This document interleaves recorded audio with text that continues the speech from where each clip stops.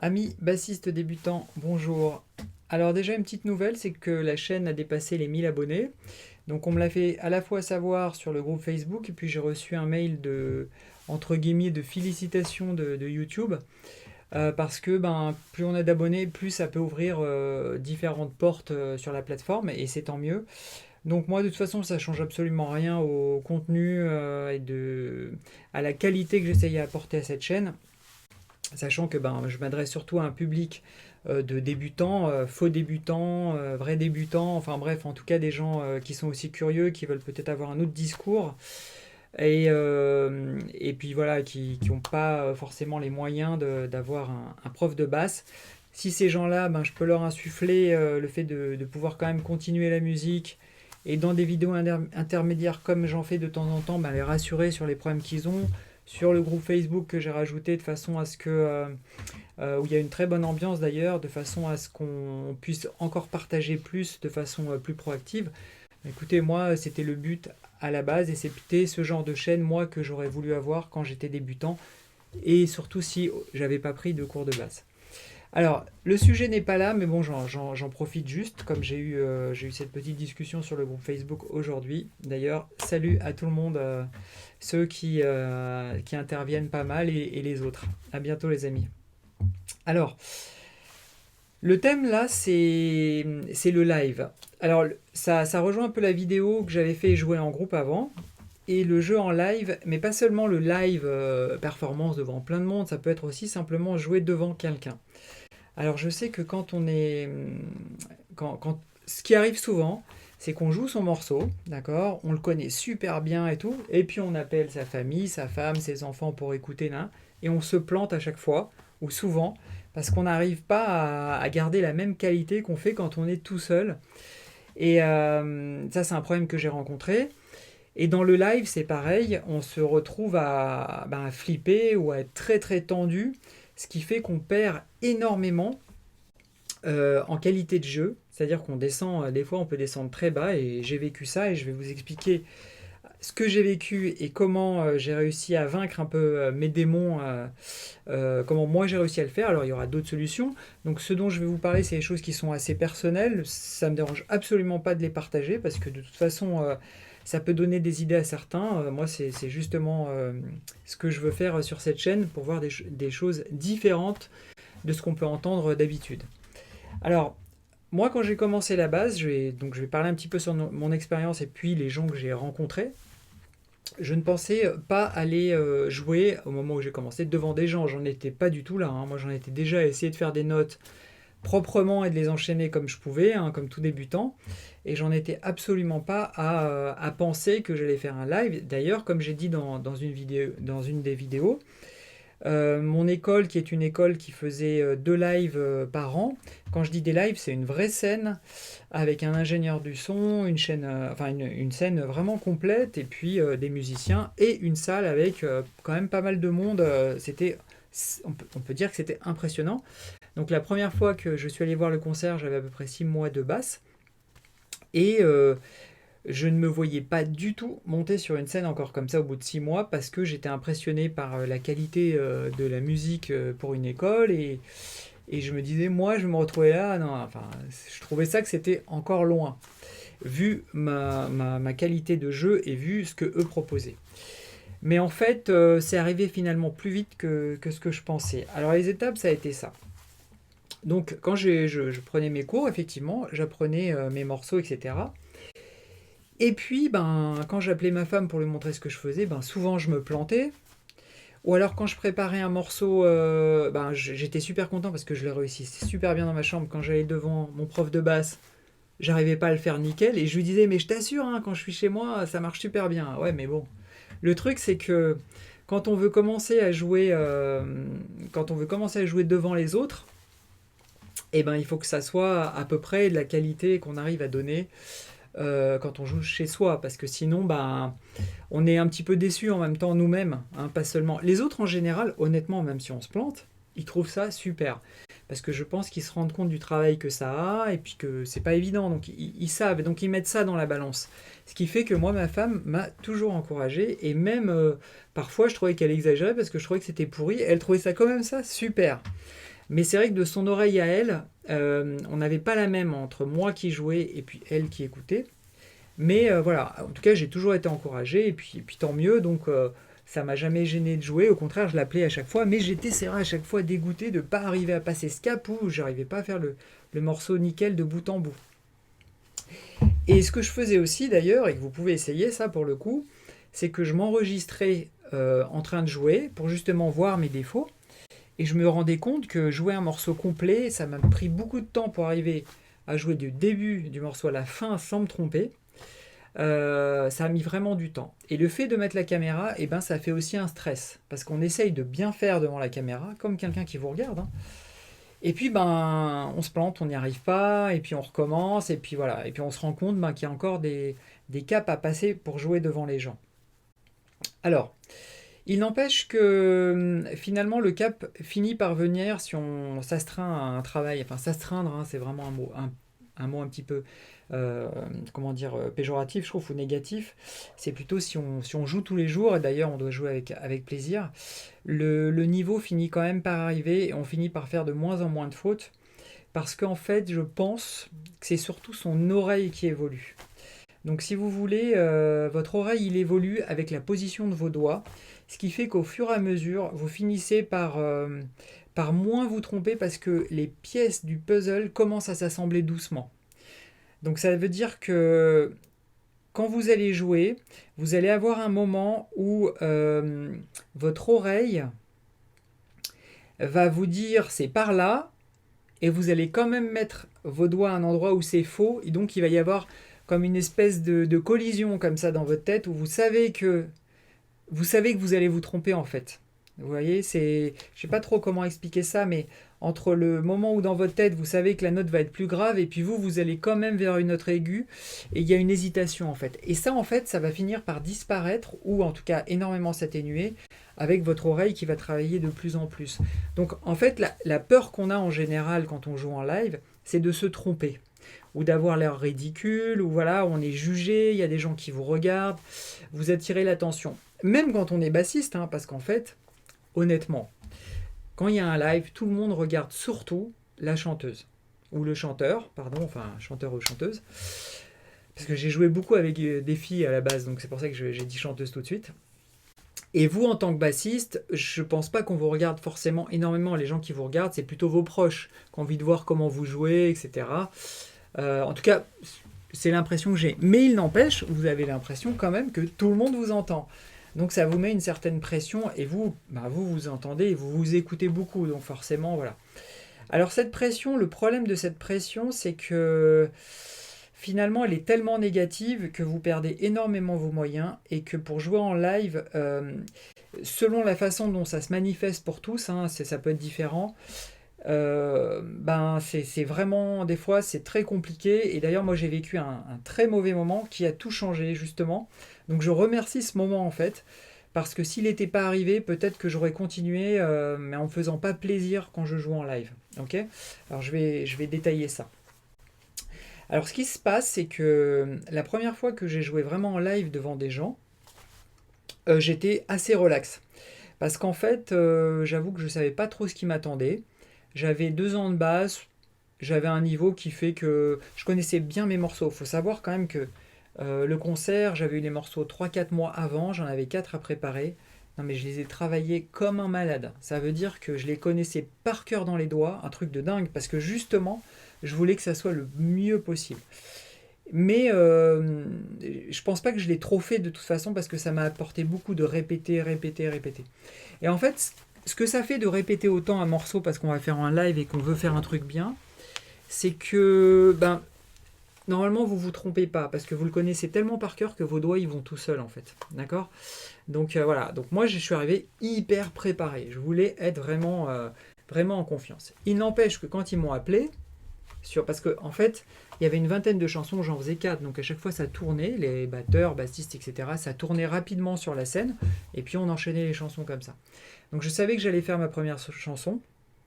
Et quand on m'a appelé, alors que j'étais relax juste avant, quand j'ai entendu le nom de la chanson, j'ai eu les jambes qui sont un peu coupées en fait.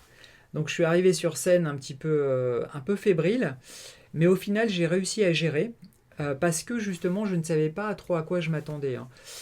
Et j'ai fait mes morceaux, le premier morceau où j'avais les jambes coupées, et puis j'en ai eu 3 autres où j'étais franchement assez relax. Donc jusqu'à là, ça s'est bien passé.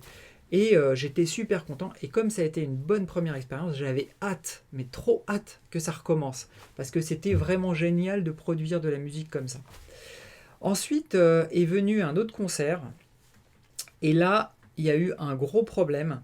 C'est que c'était un concert qui avait eu un an plus tard. Parce que j'ai pas pu aller au deuxième concert de l'année, donc un an plus tard. Et alors là, le problème qu'il y avait, c'est que j'attendais énormément de moi. C'est que mon niveau avait monté. Et là, j'attendais énormément de moi. J'attendais tellement de moi que je me suis mis une pression, mais énorme. Et le souci, c'est que j'ai joué mes morceaux. En fait, j'ai enchaîné 4 morceaux. Ben, par hasard, tous les morceaux étaient à la suite. Et franchement, j'étais pas bien. Ça veut dire j'étais pas bien. Ça veut pas dire forcément que j'ai mal joué, parce que je les connaissais encore parfaitement par cœur. Mais surtout, ça veut dire que j'ai vécu un mauvais moment. Je me suis senti seul dans ma tête, sur ma basse, complètement en train de la regarder, le visage crispé, les jambes tremblotantes. Ah non, mais c'était vraiment horrible. Mais vraiment horrible. À tel point que je suis descendu de scène, et quand j'ai fini, et je me suis dit, c'est la dernière fois que je joue dans cet état-là. Si c'est pour jouer comme ça, il faut que j'arrête. Parce que c'était un mauvais moment.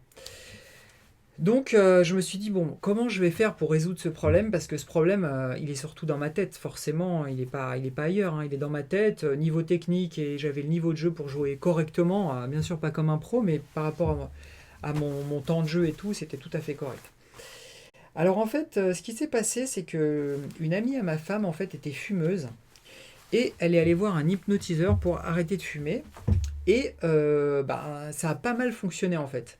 Donc elle nous a expliqué que ce qui était étonnant, c'est que elle avait envie de prendre sa cigarette, mais quand elle la mettait en bouche, elle la trouvait dégueulasse et finalement elle n'arrivait pas à la fumer. Et donc elle avait raconté cette histoire 6 mois ou un an avant, je sais plus. Et cette histoire m'est revenue à la tête. Et je me suis dit, je vais essayer un hypnotiseur parce que peut-être que lui, il va pouvoir m'aider. Donc voilà, j'ai contacté un hypnotiseur et je suis allé le voir pour 3 séances. C'est lui qui a décidé, qui m'a dit à peu près le nombre, 3 ou 4 séances, qui m'a dit le nombre de séances qu'il me faudrait pour résoudre ce problème. Donc je lui ai expliqué exactement ce que je vous ai dit, que voilà, j'ai passé un mauvais moment, etc., etc. Et il m'a dit, ouais, bon, c'est un manque de recul, voilà, j'attendais trop de moi-même, etc. Alors ça, c'est une chose, il m'a dit effectivement ce que moi-même j'avais déjà diagnostiqué.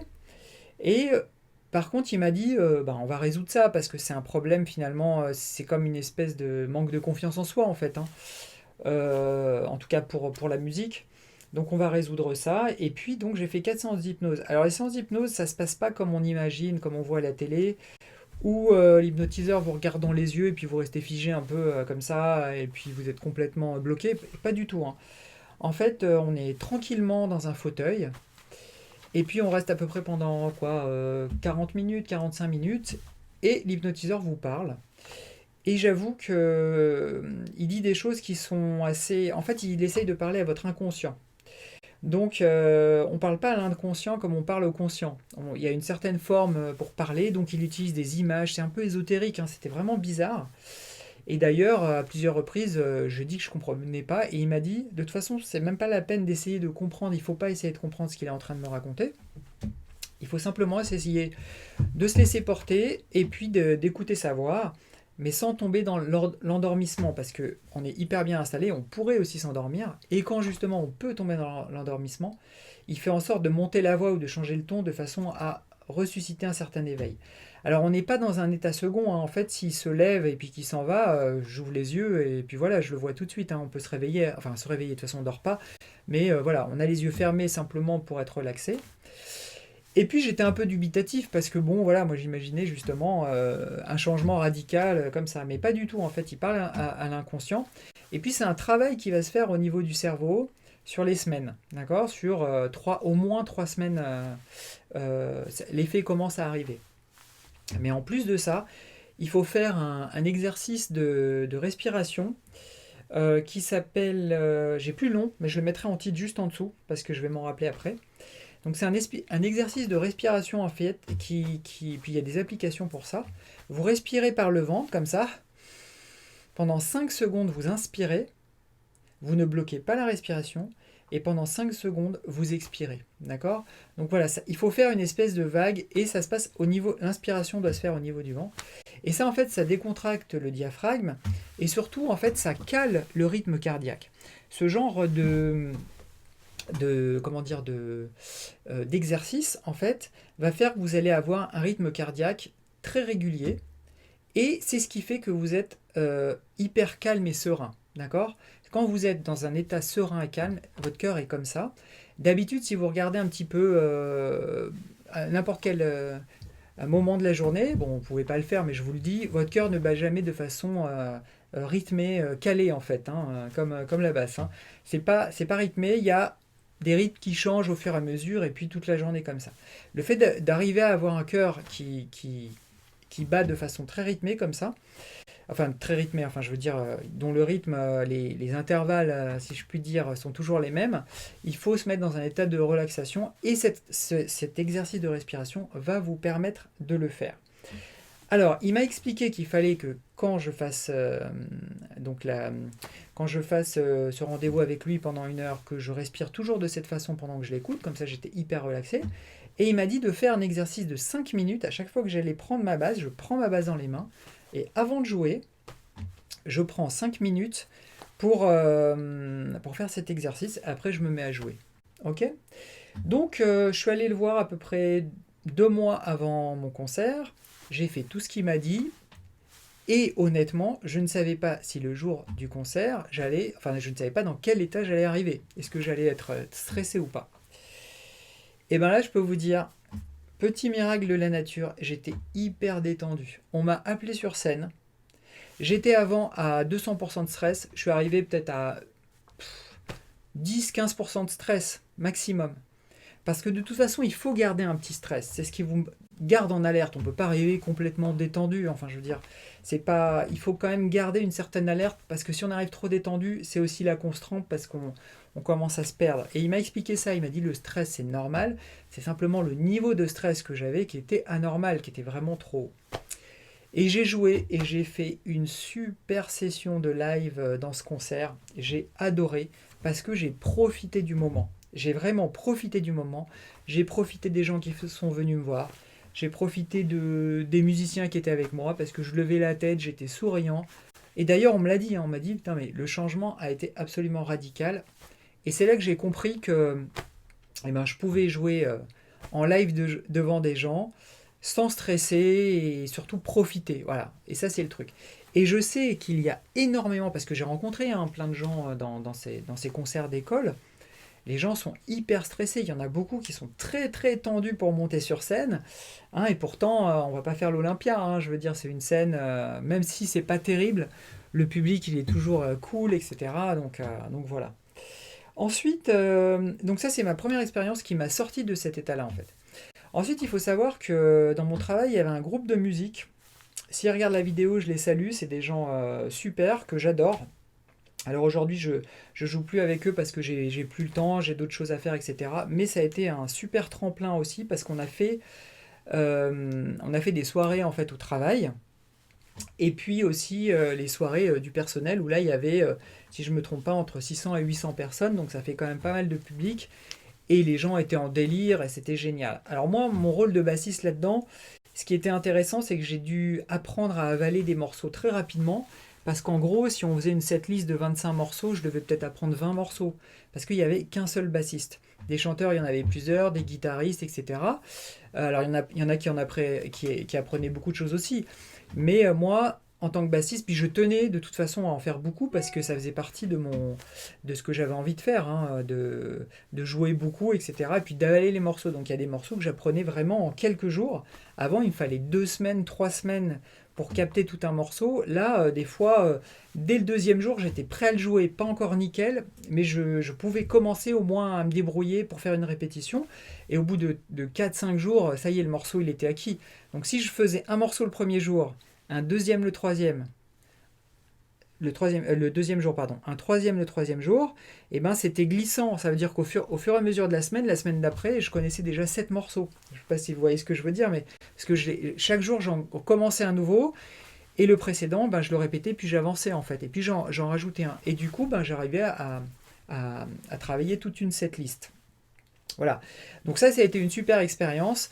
Pareil, j'ai dû utiliser des méthodes pour me relaxer. Mon jeu était encore pas tout à fait en place. Et toute cette expérience, ça m'a beaucoup, beaucoup aidé. Et puis, ma dernière expérience donc en live, c'est avec mon dernier groupe qui s'appelle Spicy Monkeys. Là, ce sont des gens qui jouaient déjà dans un café à Genève et qui cherchaient un bassiste. Alors moi, j'étais pas de leur niveau.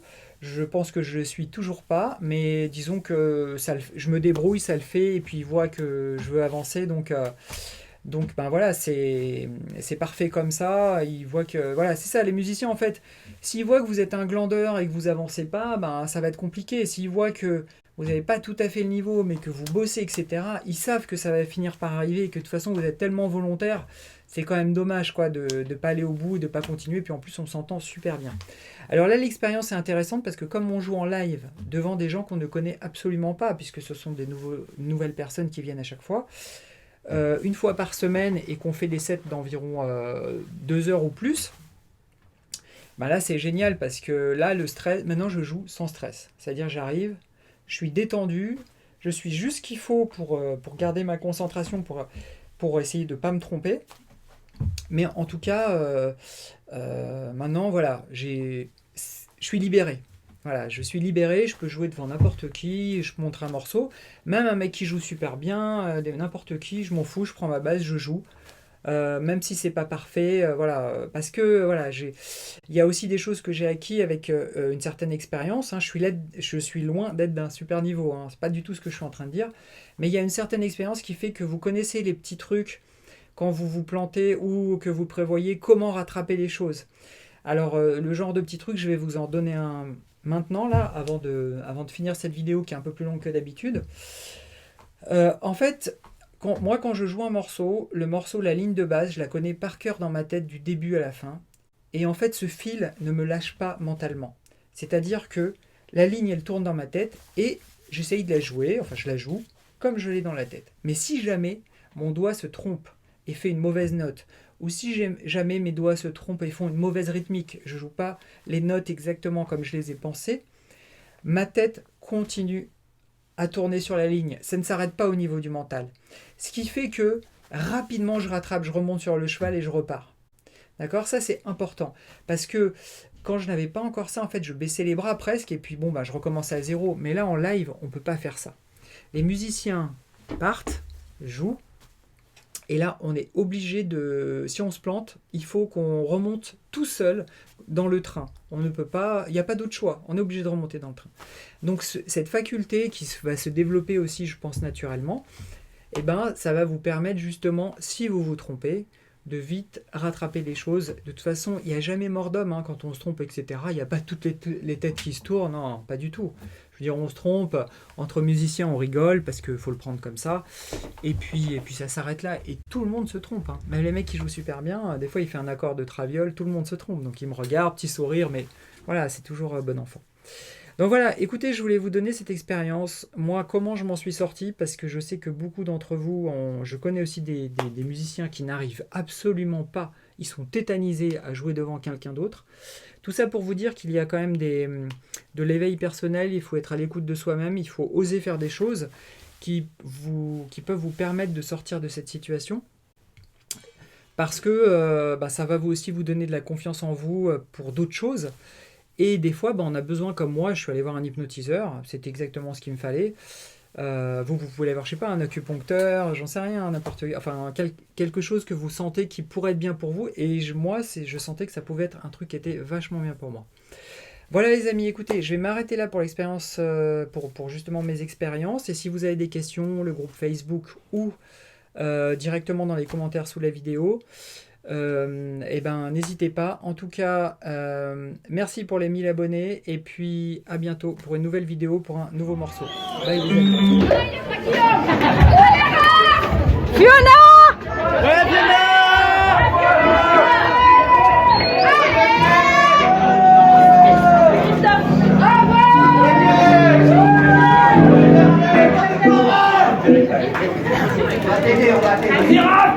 Bravo!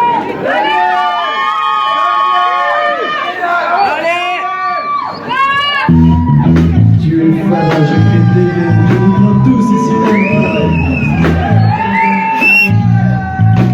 Au début des années 80, je me souviens des soirées où l'ambiance était chaude et les mecs rentraient. Service, sortis, le regard froid. Ils quittaient la salle, 940 qui roulaient autour du bras. Les balles sur la tête, ce vêtement taquille. Pour les plus classes, des mocassins, il y a du vol.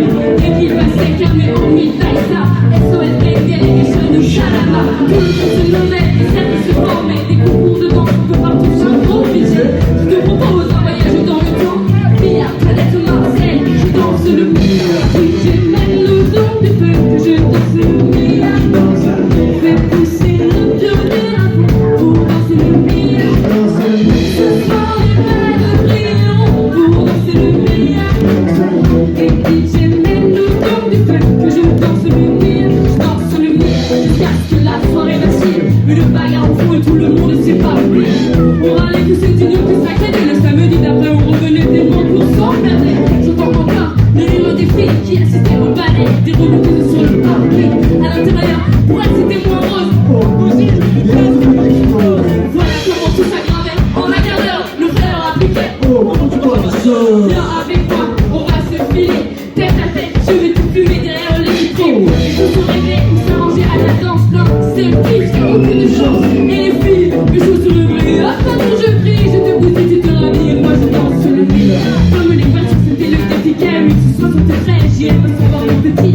Du grand paillot à la plus grosse mauvaise. Maman sur le volant, avec la banquette. Danse les poules sur le pare-brise arrière. T'étais évadé, écrit en gros sur mon père. La bonne époque où la jeunesse se maquillage. On lui connaît l'amour de rouge à la sorcière. J'avais la vie que longue et que si fallait qu'on colle la coupe à la main. Les Pascal et Terrasta. Des applaudissements sur François et Joe. Déjà à la danse, à côté de personne ne touchait qu'une fille. On danse le billard. J'aimais le temps de feu que je danse le billard. Pousser le pionnier à fond pour danser le billard. Ce soir les bagues brilleront pour danser le billard. Et puis j'aimais le temps de feu que je danse le billard.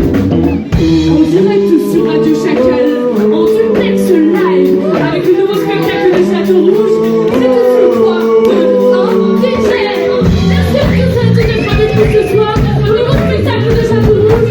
Nous sommes ensemble ce soir pour une soirée de bonheur musical avec un bon bonheur de danse. Pour les heureux gagnants, il y aura de vrais cadeaux, des cartons JP et des peluches. À la technique, c'est Michel. De la jockey, c'est Momo. On monte sur les tables, on les lèvera bien haut. Allez, c'est parti. Je danse le billard. Je danse le billard. Je danse le billard. Tac, tac, petit, chemise ouverte, chaîne en or qui brille. Des textes blancs, ils prenaient leur temps pour enchaîner les passes qu'ils avaient élaborées dans leur quartier.